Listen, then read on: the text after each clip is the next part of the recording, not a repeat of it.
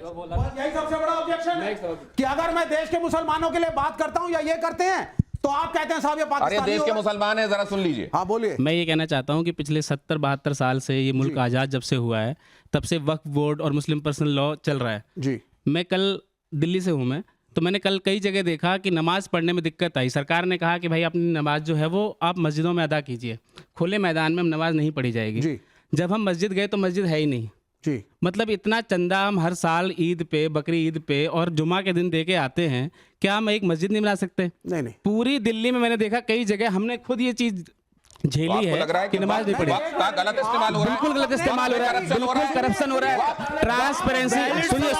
सुनिए मैं अभी मैं एक मिनट वक्फ का गलत इस्तेमाल हो रहा है, कहां जा रहा है ये पैसा? सुनिए मेरी बात सुनिए, अभी खत्म नहीं हुआ, अभी खत्म नहीं हुआ। मुसलमान को बोलने दीजिए। सुनिए, मैं डिबेट करने नहीं आया हूँ आपके साथ, मैं डिबेट करने नहीं आया हूँ आपके साथ, अपनी बात कहिए। मैं डिबेट करने नहीं आया हूँ आपके साथ। मैं ये कहना चाह रहा हूँ कि क्या ये 70 सालों में पॉसिबल नहीं था कि दिल्ली में जिस जगह मैं रहता हूँ, मैं नरैना गांव में रहता हूँ, वहाँ एक भी मस्जिद नहीं बनी है, वक्फ बोर्ड में पारदर्शिता नहीं है, नहीं, ट्रांसपेरेंसी नहीं है, वहाँ पे भ्रष्टाचार बैठे हुए लोग। सड़क पे नमाज पढ़ेंगे, किसी भी तरीके से पढ़ेंगे, क्यों? नहीं सड़क पे पढ़ेंगे। एक सेकंड, ये वक्फ की संपत्तियों का कितना बढ़िया इस्तेमाल हो रहा है, ये आपने देख लिया। अब ये भी दलील दी जाती है। एक सेकंड, अब यहाँ पर आप कंपटीशन क्यों करने पे तुले हुए? ये दलील दी जा रही है। एक सेकंड, सड़क पे नमाज इसलिए पढ़ेंगे क्योंकि सड़क पे दुर्गा पूजा के पंडाल लगते हैं। अरे आप ही की बात कह रहा हूँ, विवेक श्रीवास्तव, बात आप ही की कह रहा हूँ जी। ये जो आप कह रहे हैं जी कि हिंदू पूजा पंडाल लग सकते हैं सड़क के किनारे, कांवड़िए चल सकते हैं सड़कों पर, ये सब हो सकता है, लेकिन अगर वहां नमाज पढ़ ली जाए तो दिक्कत होती है। वजह क्या है? नहीं फर्क क्या है वो भी देखिए पड़ेगी अगर तुमने नमाज पढ़ी। फर्क क्या है जरा एक सेकंड जरा यहाँ पर रखिए। अच्छा चलिए, ये जो चीजें बताई जाती हैं, नहीं एक सेकंड, और मुस्लिम लीग ये कह चुके थे कि हम हिंदुओं के साथ नहीं रह सकते, एक अलग देश बना लिया। ये हिंदुओं की उदारता है कि आज भी सबसे ज्यादा मस्जिदें और मुसलमान है।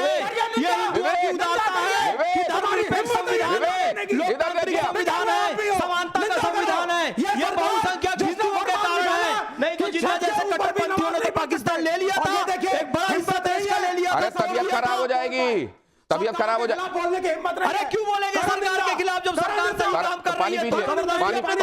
पानी पीजिए।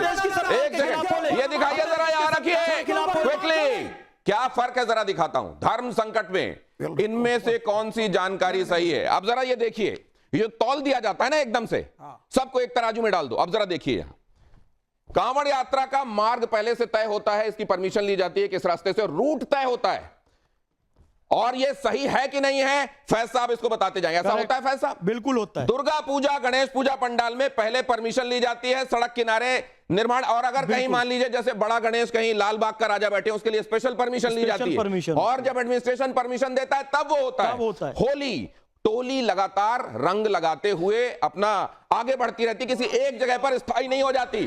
और सड़क पर नमाज आप ये भी बताइएगा सही है कि नहीं है? ना परमिशन, ना सूचना, सड़क पर जाम।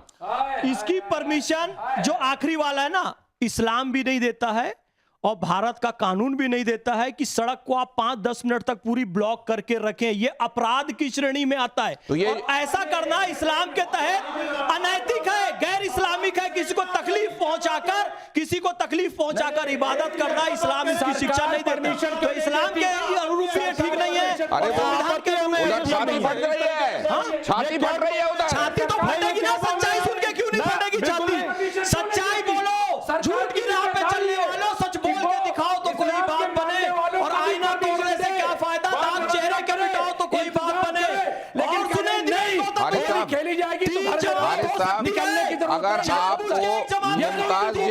अगर आपको मुमताज जी, ये देखिए, ये सेक्युलर अरे सेवई बहुत खा लिया है आपने ईद में। एक सेकंड शांत रहिए। पाकिस्तान ले लिया था, इस्लामिक राष्ट्र बना दिया। अफगानिस्तान ले लिया था, इस्लामिक राष्ट्र बनाया। बांग्लादेश ले लिया था, इस्लामिक राष्ट्र बनाया। हिंदू बहुसंख्यक रहे तो धर्मनिरपेक्ष राष्ट्र बना। हिंदुओं को प्रणाम करो, हिंदुओं को सलाम करो, हिंदुओं का सम्मान करो। क्या कह दिया उन्होंने? कारण ये देश उन्होंने क्या कह दिया? यदि ये देश धर्मनिरपेक्ष है तो बहुसंख्यकों के कारण है, आपके कारण नहीं है। आप लोगों ने तो पाकिस्तान मांग लिया था। 10 सेकंड मेरी बात ध्यान से सुनिए। ये है मेरे परम मित्र जिनको आप बोलने नहीं दे रहे हैं, जुनैद हारिस साहब हैं, एक मुसलमान हैं, और मैं हूं विवेक श्रीवास्तव, कम्युनिस्ट हूं, लेकिन एक हिंदू फैमिली से आता हूं।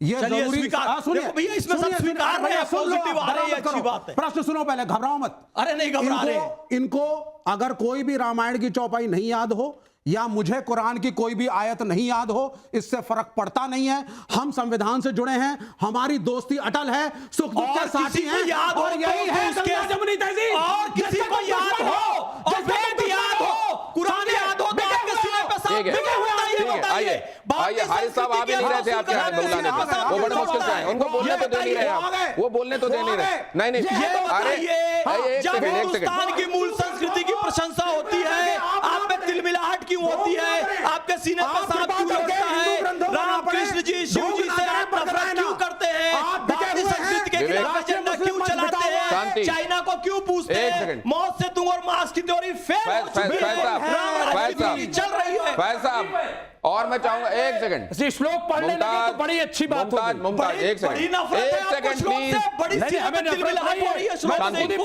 थोड़ा शांति पाठ कर दीजिए, थोड़ा शांति पाठ हो जाना चाहिए, मुझे लगता है कुछ ज्यादा हो गया। मैं चाहूंगा आप भी साथ दें, थोड़ा शांति पाठ हो जाए, पाठ करेंगे, धार्मिक थोड़ी हो जाते हैं। चलिए सब करेंगे एक साथ शांति पाठ। ओम देव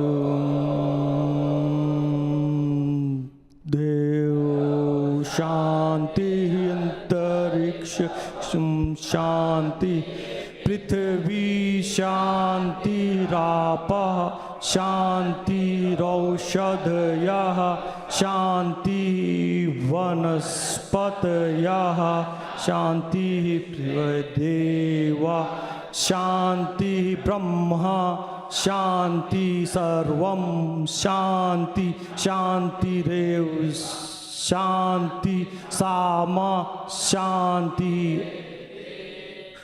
ओम शांति शांति शांति। और मैं ये उम्मीद करता हूं कि अब आगे जो बातचीत कही जाएगी किसी की तरफ से, वो शांतिपूर्वक दूसरा पक्ष सुनेगा और फिर अपनी बात कहेगा। इसीलिए ये शांति पाठ भी हो गया, और कितने बढ़िया तरीके से आपने देखा फैज साहब ने शांति पाठ भी किया। श्रीवास्तव साहब ने ये कहा, श्रीवास्तव साहब ने कहा कि मैं कोई श्लोक नहीं जानता, ये कोई आयत नहीं जानते, लेकिन हमको संविधान, मुमताज जी को भी आप मुमताज जी का चरित्र देख लीजिए। आप देख रहे हैं कि मैं आपसे मुखातिब हूं, अभी उनसे बात भी नहीं कर रहा हूं, लेकिन उनको लगातार बोलते रहने का। आप दवाई क्यों नहीं करवाते अपनी? क्यों? मुंह में आपके कोई तकलीफ है? नहीं भाई, ये कह रहा हूं आप बोलते, ये मुंह है कि मानता नहीं वाली बात है आपके साथ। नहीं, मैं चुप नहीं रह सकता।